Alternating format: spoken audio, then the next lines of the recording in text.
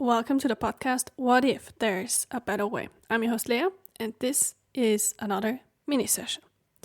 Today's topic is, how do you know if you're doing too much? So the doing too much is specifically concerning of doing too much somatic experiencing, too much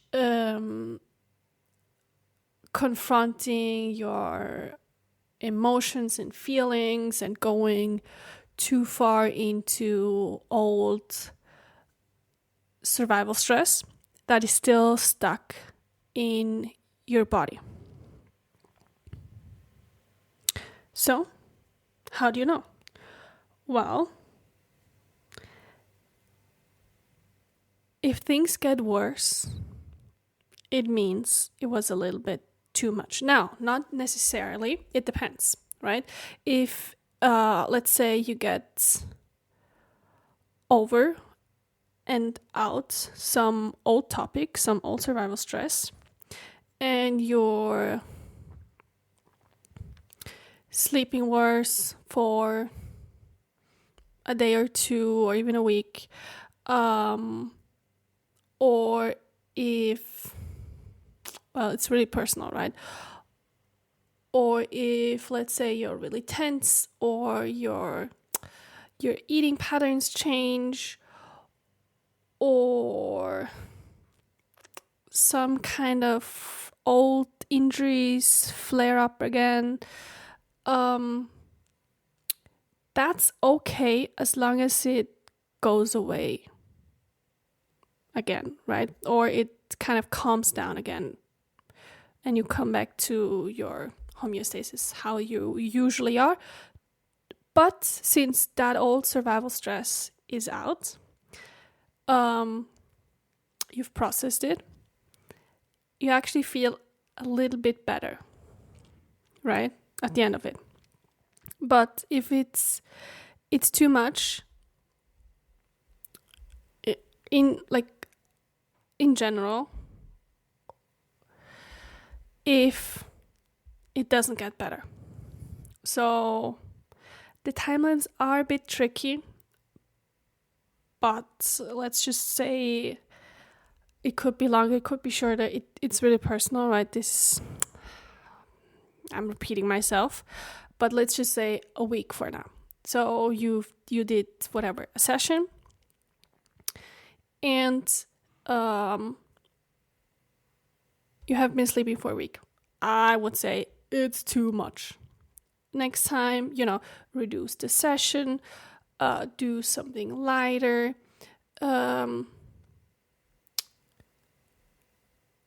use more resources afterwards.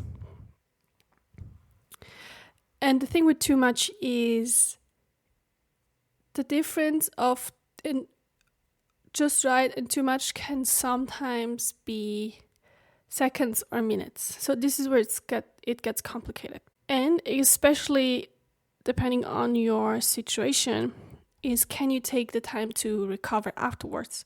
If you don't have to work, if you don't have too many responsibilities that you can offload to somebody else, maybe during that period, then it's fine, right? You can just dip, let your body move through everything, and you will recover. But if you don't have that, you should consider that and actually do less.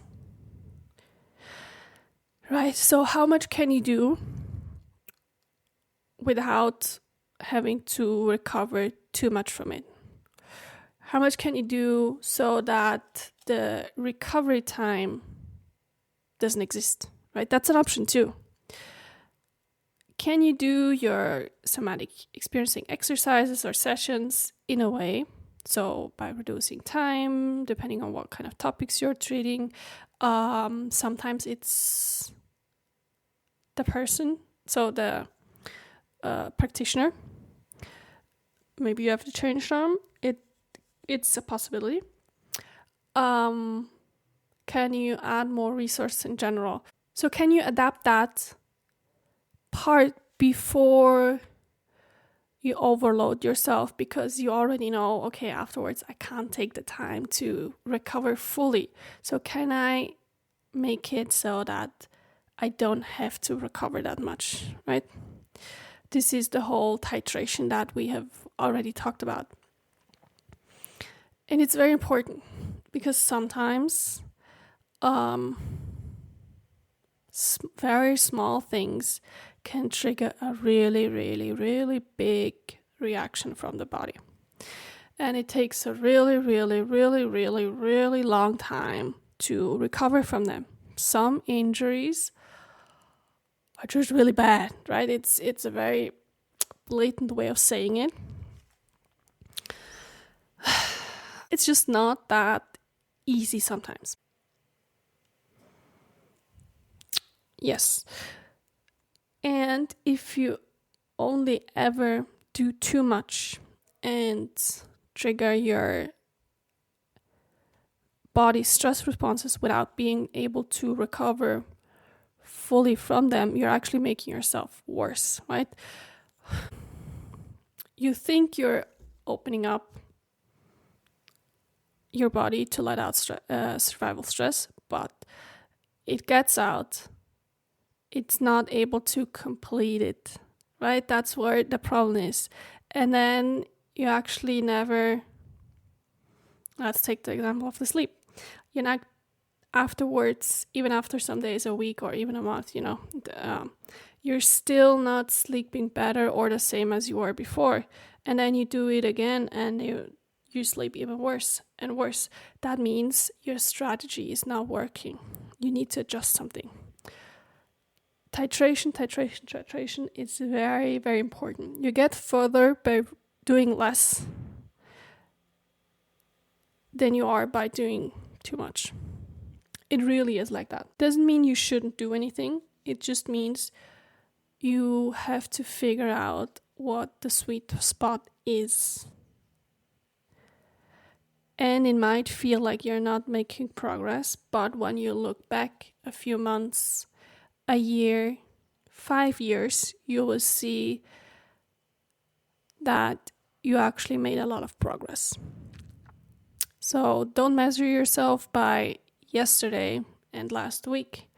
Measure yourself by last year, last 5, 10 years.